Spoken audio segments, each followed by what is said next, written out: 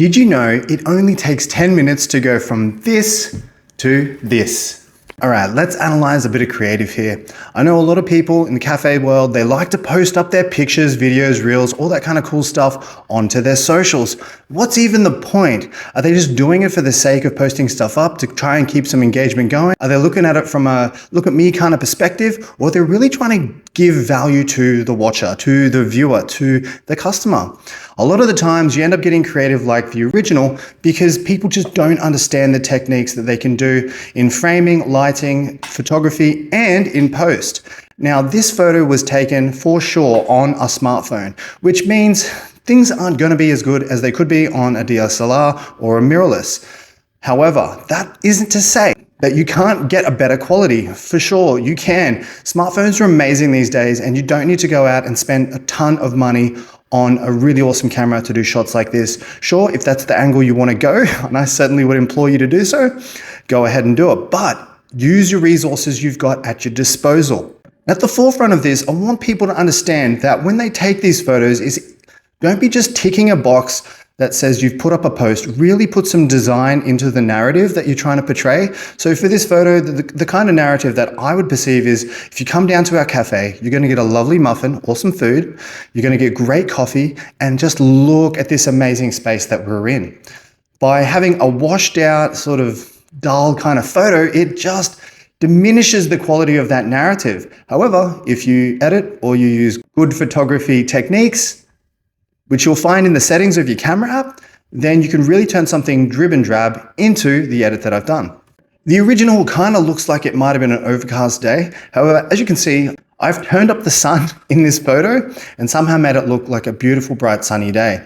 But if you look closely, it's quite clear to me that the time of day that this was shot, the sun is really harsh. And the times of the day that would really suit these kinds of photos would be close to sunset and close to sunrise. That's when the angle of the light is more horizontal and it has that moodiness about it. It's a bit more orangey, bluey, pinky rather than harsh white. This is called golden hour, and it's just absolutely amazing for bringing out the narrative that you're trying to capture. So how do we fix this? Okay, let's put a plan into place. Let's have a little framework. Let's go, what's the story I'm going to tell? What is it that I want to showcase? Let's frame it. Let's place it in view of the light in the right way. Make sure that the shadows aren't on the front of the objects.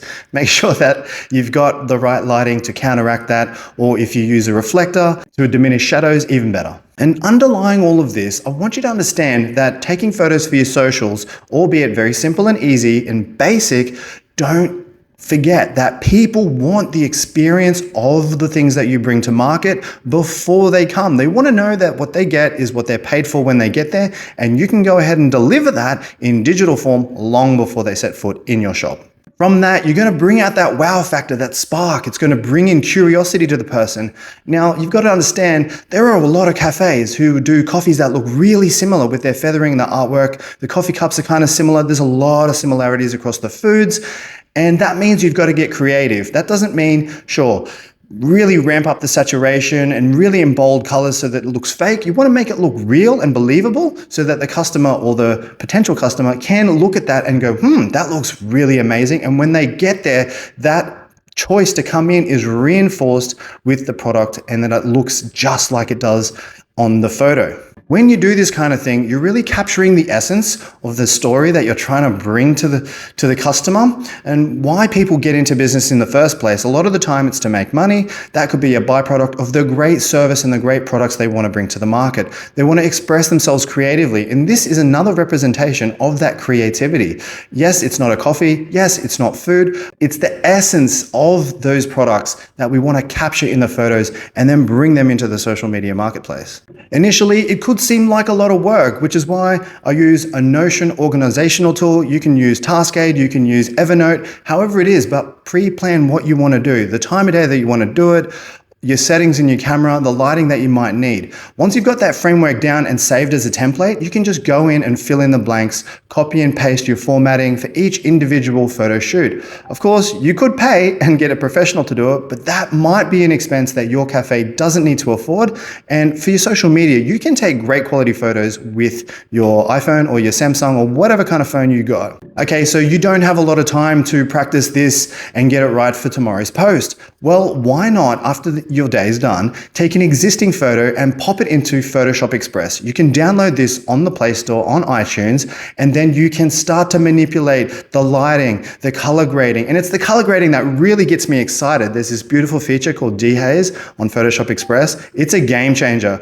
In the original photo that we showed here, it seems to be a little bit washed out, sort of foggy. It's like a whiteout. By dehazing, you're actually encouraging the color to come out, and you're able to manipulate the hue, which is the color itself, and how much of that color comes through, the vibrance of that color. You're able to manipulate the shadows, you're able to manipulate the highlights, which is like the harsh white light. And it's really exciting to see this little piece of artwork come out.